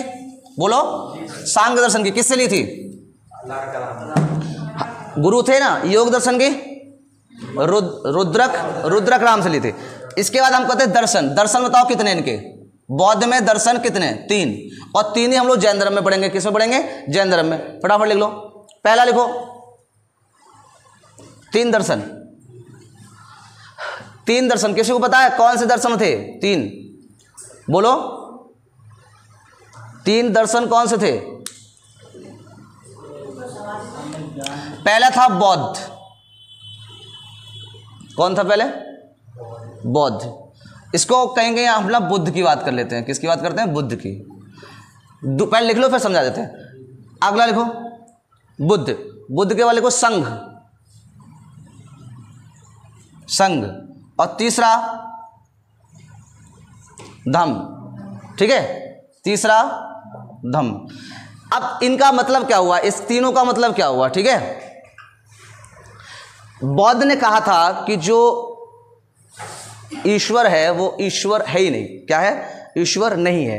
हमारा जो कर्म है वही क्या है? ईश्वर है। हमें कर्म के अनुसार क्या मिलता है? फल मिलता है। किसने कहा था ये? बौद्ध ने। तो उन्होंने ये कहा था, जब बौद्ध का टाइम चल रहा था, अगर आपको बुद्ध अपनाना है, आपको बौद्ध धर्म अपनाना है, तो किन की शरण में चले जाओ? बुद्ध की। अगर आपको मोक्ष प्राप्त करना है तो किन की शरण में चले जाओ? बुद्ध। आपको बौद्ध अपनाना है तो किसकी शरण में चले जाओ? बुद्ध के। ठीक है, समझ में आ गई बात? फिर उन्होंने कहा कि मान लो अब बुद्ध तो है नहीं, अब बुद्ध नहीं है। जब बुद्ध नहीं है तो फिर अब कहां जाओगे? तो बोले संघ में चले जाओ। संघ मतलब जो बुद्धियों का मठ होता है ना, उसमें चले जाओ। सही है, क्या चले जाओ? उसमें चले जाओ। अब देखिए संघ का मतलब क्या होता है, यहां पे ध्यान रखना। संघ होता क्या है? तो देखो संघ में क्या कहा गया कि जो आपको दुनिया है ना, सब दुनिया क्या? एक शून्य है। क्या है? शून्य है, कुछ नहीं है इसमें। जो हम बोते हैं वही क्या करेंगे? हम काटेंगे भी। सही है। तो इन्होंने क्या था, संघ का मतलब होता है कि आपको रेगुलरली वहां पर जाना है, आपको लगातार जाना है। भाई मान लो संघ में आप गए, आपने आपकी दीक्षा ले ली और दीक्षा बाद आप भिक्षुण बन गए, तो संघ ये कहता कि आपको क्या करना, वहां पर आना है लगातार और आपको उसका पालन करना है। क्या करना है? पालन करना है। मतलब बौद्ध के आपके उपदेश हैं, आर्य सत्य हैं, सही आष्टिंग मार्ग हैं, उनका क्या करना है? पालन करना है। तो कहा गया कि अगर आपको बौद्ध अपनाना है या भिक्षुण बनना है तो फिर कहाँ चले जाओ? बुद्ध तो है नहीं, अब तो 2 ही रह गए हमारे पास, तो हम कहाँ चले जाएं? संघ में चले जाएं। कहाँ चले जाएं? संघ में। और संघ का एक नियम रहता है। क्या रहता है ऐसा नियम? कि वहाँ पर आपको लगातार जाना है। जैसे मान लो आपने किसी मठ से दीक्षा ले ली तो आपको उस मठ में लगातार क्या करना है? जाना पड़ता है। अब एक बताइए, क्या सभी लोग जा सकते हैं? मान लो जो भाई फैमिली से बिलोंग करते हैं वो कैसे चले जाएंगे? तो उनके लिए भी एक सबस्टेशन निकाला गया। बोले तो वो कहाँ चले जाएं? धम्म में चले जाएं। कहाँ चले जाएं? धम्म। धम्म का मतलब क्या होता है यहाँ पे? तो लिखो बौद्ध के द्वारा लिखी गई किताबें या बौद्ध के द्वारा दिए गए उपदेशों की किताबें धम्म कहलाती हैं।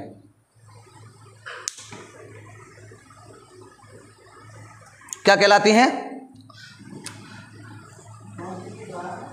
बौद्ध के द्वारा दिए गए उपदेशों की किताबें यानी कि बुकें क्या कहलाएंगी? धम्म कहलाएंगी। तो उन्होंने कहा कि फिर आप वो लोग क्या कर सकते हैं? उन किताबों के सहारे से क्या कर सकते हैं? बौद्ध को धारण कर सकते हैं। तो बात समझ में आ गई?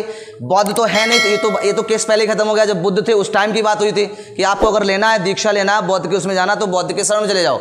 इसलिए उन्हें 3 वाक्य बोलते हैं, बौद्धम शरणम गच्छामि, बौद्धम शरणम गच्छामि, संगम बौद्धम नहीं शरणम, क्या बोला था?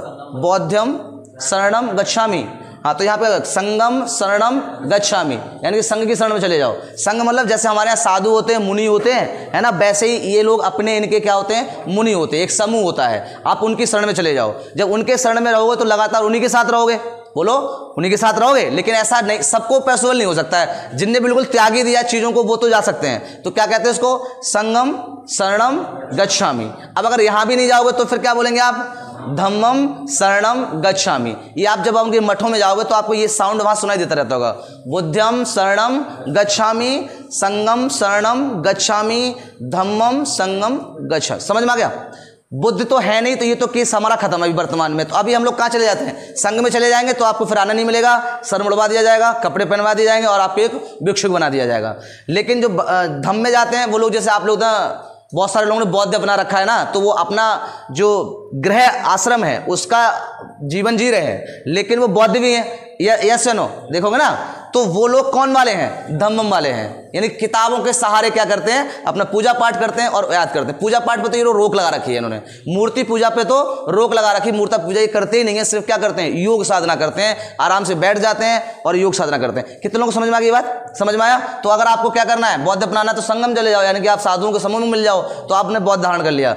नहीं कर सकते, आप घर पे ही बौद्ध अपनाना चाहते हो, तो फिर आप किस में करोगे? धम्मम। ध्यान रखना, क्वेश्चन अगर घुमा के पूछे तो बता देना कि जो घर पर बौद्ध अपना लेते हैं वो कौन से कैटेगरी में आते हैं, तो धम्म में आएंगे। समझ में आ गया? जो लोग साधुओं के साथ रहते हैं, भिक्षुण बन के रहते हैं, तो वो किस में रहेंगे? आपके संग में रहेंगे। और बुद्ध वाला तो सीन खत्म है, क्योंकि बुद्ध है ही नहीं, तो उनके उपदेश हो गए। तो ये आपके 3 क्या हो गए? दर्शन। अच्छी तरह समझ में आ गए होंगे? कोई दिक्कत? जल्दी बताओ। ठीक है, तो जरा एक बार बोलो, बुद्धम शरणम गच्छामि। सो इसमें पूजा कर लो।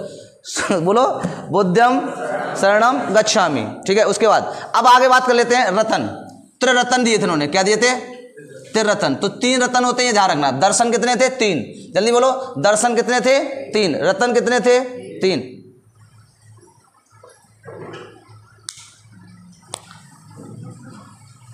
लिख लिया? तो 3 ओरल पूछ लेगा, ज्यादा नहीं, बहुत लंबा फिर डीप हो जाएगा आपका। समझ में आ गया यहां तक? कोई दिक्कत? बताओ। अब डालो फटाफट, आपके लेवल का कराते हैं, ज्यादा डीप नहीं कराएं अभी। अब डालो संगीति, बौद्ध संगीति। बौद्ध संगीति हुई थी। देखिए, जब महात्मा बुद्ध की डेथ हुई थी, क्या हुई थी? महात्मा बुद्ध की क्या हुई थी? डेथ हुई थी। तो उसमें ध्यान रखना, कोई भी चीज़ जब हम लोग एक, जैसे हम संस्थापक है किसी चीज़ के, तो अगर हमारी कोई बात हो जाती है तो वहाँ पर बिखराव स्टार्ट हो जाता है। यानी कि मठाधीश कौन बनेगा? मठ में ले लो, मठा, जैसे मान लो प्रधान भी मर जाए गाँव का, सही है, तो उसमें भी फिर क्या होती है? बहस चढ़ जाती है, आपस में मतभेद स्टार्ट हो जाता है। जो बिल्कुल सगे होते हैं वही करेंगे, हम खड़े हो जाएंगे, हम खड़े हो जाएंगे, है ना। तो इसी तरह से जब भी कोई संप्रदाय की बात आती है तो उसमें एक गुरु होना जरूरी होता है, जो लोगों को बनाए रखे, जोड़े रखे। और जब तक बुद्ध थे तब तक बिल्कुल बुद्ध बिल्कुल सही चल रहा था और सही मार्ग पे था। बताओ, भाषा में उपदेश दिए थे, किस भाषा में उपदेश दिए बौद्ध ने? बौद्ध ने किस भाषा में उपदेश दिए? पाली में। बहुत सरलतम भाषा थी, इसलिए अपने जितने भी उपदेश दिए थे किस में दिए थे? पाली में दिए थे। इसलिए लोगों को ज़्यादा पसंद भी आए थे। उसके बाद जब इनकी डेथ हो गई, उसके बाद क्या करा गया था? संगीतियाँ बुलाई गई थी। महासभाओं का क्या करा गया था? आयोजन किया गया था। तो ये पूछता है कि कितनी संगीतियाँ बुलाई गई थी, अध्यक्ष कौन बने थे, और बहुत बार क्वेश्चन इनसे आया भी है। तो हम लोग डाल लो बौद्ध संगीति। बौद्ध संगीति। पहली संगीति पूछेगा आपसे। क्या पूछेगा? पहली संगीति कहाँ हुई थी या कब हुई थी? ठीक है, तो पहली लिख लो, कहाँ हुई थी, कब हुई थी, डेट बताओ पहले। 400 और 483 BC में ही उनकी क्या हुई थी? बुद्ध की डेथ हुई थी। तो पहली संगीति इसी दिन हुई थी। ठीक है, ध्यान रखना। सही है। संगीति जानते हैं क्या होता है? महासभाएं, जैसे हम लोग बुलाते हैं ना, किसी भी महासभाएं बुला लें तो वो आपकी कहलाते हैं। ठीक है, तो 483 BC में जानते हो? ईसा पूर्व, है ना, बिफोर कृष्ण, जो ईसा मसीह थे उनके जन्मदिन से पहले वाला डेट। और हमेशा वो उल्टी चलती है। क्या चलती है? उल्टी चलेगी। ये तो जानते होंगे। सही। अब इसमें लिखिए संगीति, जगह पूछता है कि कहाँ हुई थी ये, है ना। पहली संगीति कहाँ हुई थी? जल्दी बताइए, कहाँ हुई थी पहली संगीति? राजगृह। स्थान पूछेगा आपसे, स्थान, तो आप कहोगे राजगृह में हुई थी। राजगृह को राजगीर भी कहते हैं। क्या कहते हैं? राजगीर। राजगीर कहाँ पड़ेगा? बिहार में है। ये कहाँ है?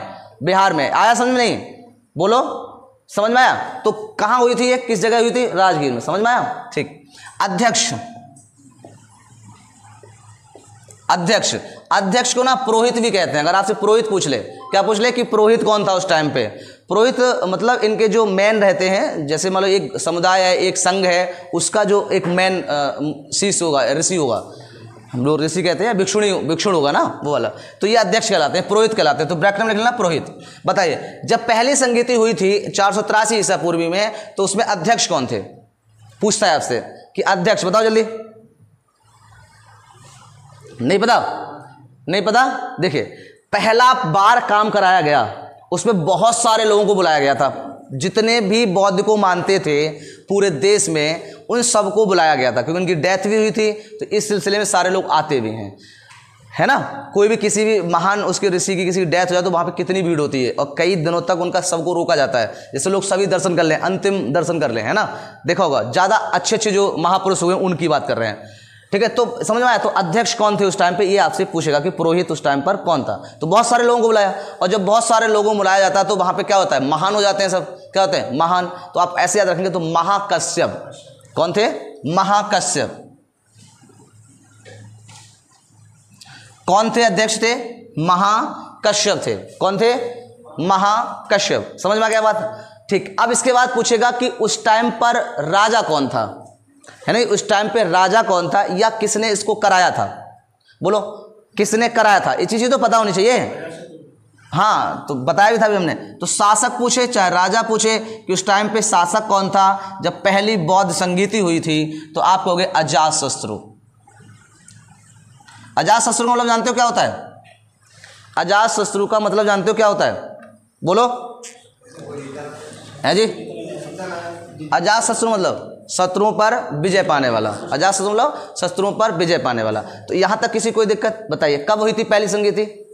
483 BC में, है ना। स्थान कौन सा था? राजगीर था। कौन था? राजगीर था। ठीक है। पुरोहित कौन थे? महाकश्यप, क्योंकि बहुत सारे लोगों को बुलाया गया था। क्या करा था? बहुत सारे लोगों को बुलाया गया था। तो वो क्या हो गई आपके?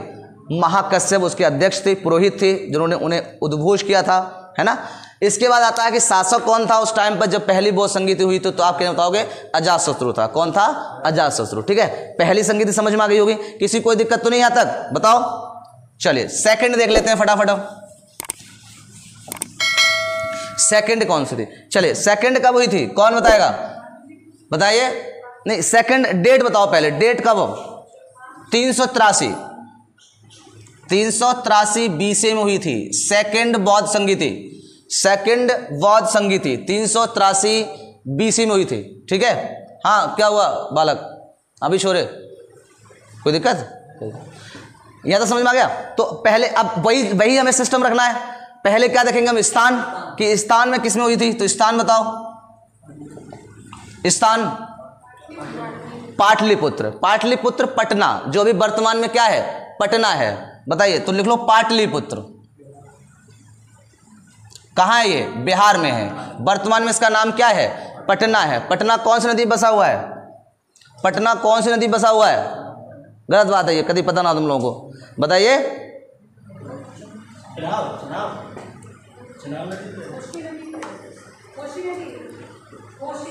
अरे कैसी बात? गंगा नदी पर है। ये कौन सी बात हुई? कभी पता ही नहीं है। इतनी बार बता चुके होंगे। ये पाटलिपुत्र सेकंड वाला सही है क्या? गलत बता रहे हो तुम लोग। ये वैशाली में हुई थी। सेकंड वाली गलत बता रहे हो। तीसरी हुई थी पाटलिपुत्र में, है ना, गड़बड़ कर रहे हो। लिखो वैशाली। सेकंड जो हुई थी वो कहाँ हुई थी? वैशाली में हुई थी। क्या हुई थी? वैशाली में। ध्यान रखेंगे वैशाली में। फिर कौन आएगा? पुरोहित आएंगे, यानी कि अध्यक्ष आएंगे। वैशाली। अरे वैशाली नहीं पता? लो वैशाली कहाँ है ये पूछ रहे हैं? बिहार में ही है। सही है। ज्यादातर जो स्थान ना वो बिहार में ही है। कौशाम्बी जो है वो हमारे यूपी में है। कौशाम्बी एक ऐसी जगह है जहां पर बौद्ध और जैन दोनों के पाए जाते हैं और दोनों के मठ हैं। पढ़ाया था हमने, याद करो, बताया था। हाँ वो कौशाम्बी है। ये वैशाली भी कहाँ है? आपकी बिहार में ही है। कहाँ है? बिहार में। पुरोहित बताओ अध्यक्ष कौन थे? अब देखिए। हाँ भाई वहां पर सभी लोग इकट्ठा कर लिया आपने, तो वो कौन बन गए? महाकश्यप बन गए। अब जब सब वहां आ गए, वहां कौन आ गए? सब आ गए। तो फिर ये अध्यक्ष कौन बने? सबक। बोलो कौन बने थे? सबा कामीन। और बताएगा कोई? सबा कामीन। सबक मीर। कौन थे? सबक मीर। ये अध्यक्ष थे उस टाइम पे। कौन थे? अध्यक्ष थे। बात समझ में आ गई? अब कौन बचे? शासक बचा। कौन बचा? शासक। शासक बताओ। शासक कौन थे उस टाइम पे? कालाशोक थे। बोलो। अरे ये तो पता होना चाहिए आप लोगों को, पता होगी। जल्दी बताओ कौन होगा? कालाशोक। कालाशोक ये शासक था उस टाइम पे। एक बार रिपीट कर लो। बताइए कब हुई थी ये दूसरी वाली? 483। स्थान कहाँ था? वैशाली था। अध्यक्ष कौन थे? सबक। समझ आ गया? सबक मीर मतलब सबका सबके साथ आ गए थे। सबको बुलाया था तो वहाँ महान थे, लेकिन सबको बुलाया गया तो वो क्या हो गया? सबके साथ आए थे। तो कौन? सबक मीर सेकंड वाले में थे। और उसके शासक कौन थे? कालाशोक थे। अजातशत्रु को भी अशोक बुलाया था, पता है आपको? अशोक बोला जाता है। सही है। यहाँ भी देखो शोक जुड़ा हुआ है, कालाशोक। सब में शोक जुड़ा हुआ आगे। अगले वाले में कौन आ जाएंगे, अशोक आ जाएगा, सही है। तीसरी वाली में 2 समझ में आ गई होंगी, कोई दिक्कत, इन्हीं में से क्वेश्चन रखेगा आपका। आगे देखो तीसरी वाली, तीसरी कब हुई थी, तीसरी लिखिए, तीसरी बताइए, डेट बताओ, तीसरी कब हुई थी, 251, कहेंगे 255 भी दिया होता है, पता है, कुछ किताबों में देख लेना यहाँ पे 255, ठीक है, इनको ध्यान रखो, 2 डेटे से। चलिए स्थान बताओ, अब ये आएगी कहाँ, पाटलिपुत्र, अब ये कहाँ आएगी, पाटलिपुत्र, कहाँ, पटना। अध्यक्ष, अध्यक्ष कौन थे, हाँ लिखो, मोगली पुत्र तिष्मा, मोगली पुत्र तिष्मा।